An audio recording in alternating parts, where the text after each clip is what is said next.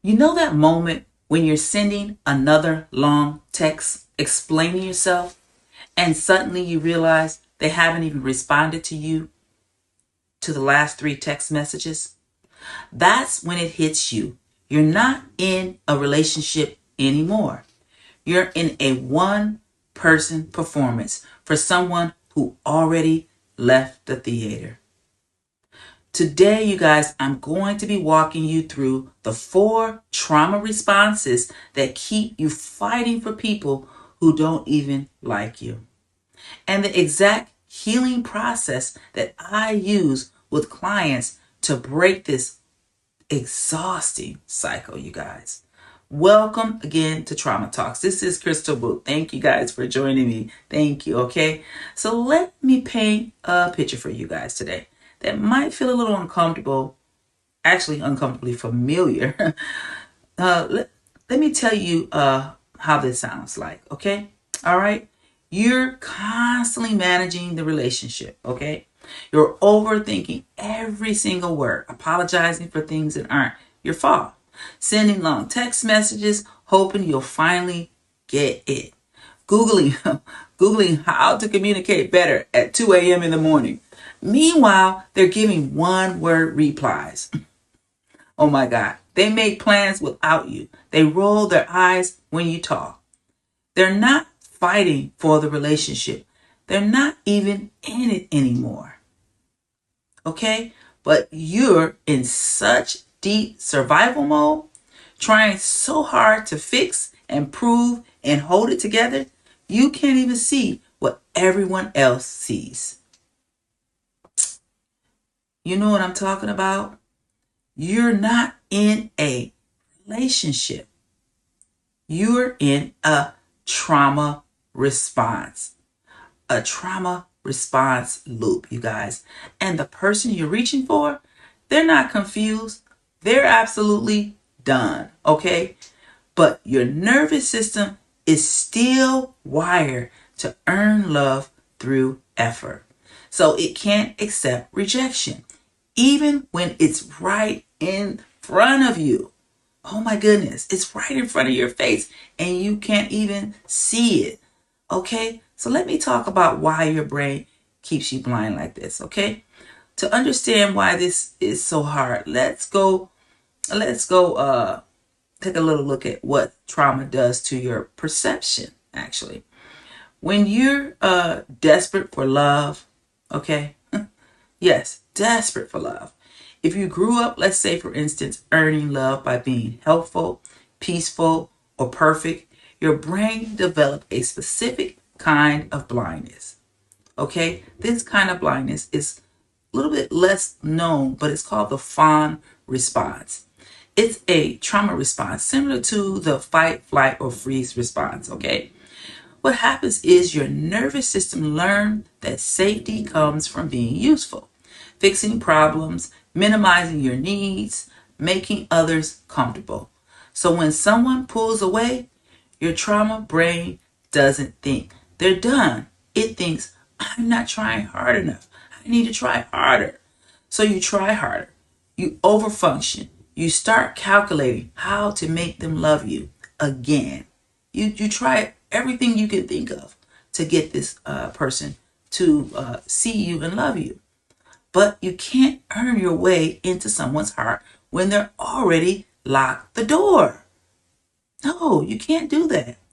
Okay? Your childhood survival strategy has become your adult prison.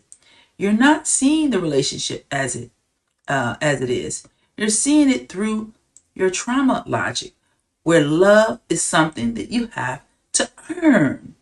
Yes, that's the logic. Okay, so let's talk a little bit further about this. Okay, you know, there's always a moment when that fog finally lifts and everything changes at that moment, you guys. You've ever noticed that? Okay, it might happen mid text, or it might even happen when your friends ask you, why are you trying so hard for someone who doesn't even care? And then it hits you suddenly. You see it. Oh my goodness. This dismissiveness, you notice it all of a sudden. The one-sided conversations, how they light up for others, but dim around you.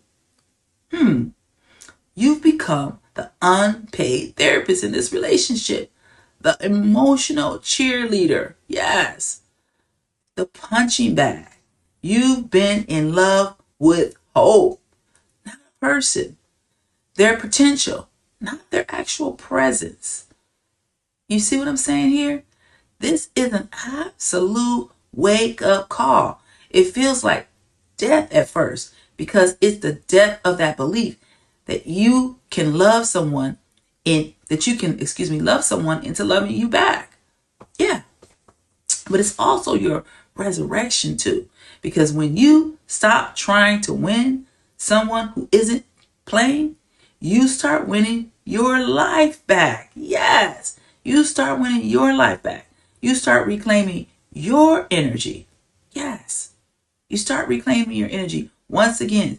Once you see the truth, okay, you need a way, you guys, to break this cycle and reclaim your energy. Okay, so that's what that's going to start with, you guys. It's going to start with grief, unfortunately. Not the grief of losing them, but of how hard you try. It's so much grief, okay? How deeply you wanted it to work. How deeply, okay? How much of yourself you gave to someone who already never truly was present in the first place. Then ask yourself some new questions now. Not how can I fix this, but why am I trying to fix something that keeps breaking me? Okay? Begin to catch yourself in the act a lot more. Okay? Sometimes you see yourself drafting another text message. Then you all of a sudden say, wait a minute.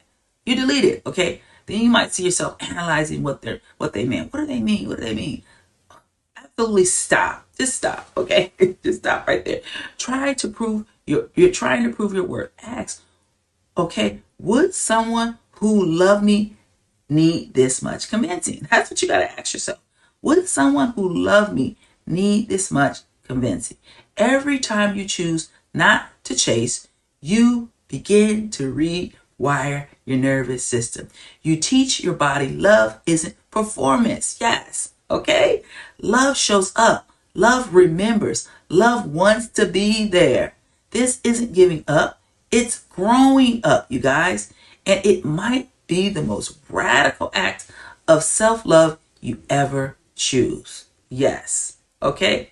It might be. Okay? All right. So let's talk about the new standard. Okay? This is going to be a complete change. All right? Now let me show you what love really feels like. Okay? So you never confuse it anymore with survival again. Okay? All right? Real love feels like peace. Yes. Not panic. You don't have to tell anyone to love you, okay? It feels like being seen, not constantly explaining yourself, okay? It feels like being chosen, not chased, okay? You don't have to decode text messages. You don't have to earn their time. You don't have to shrink to be safe.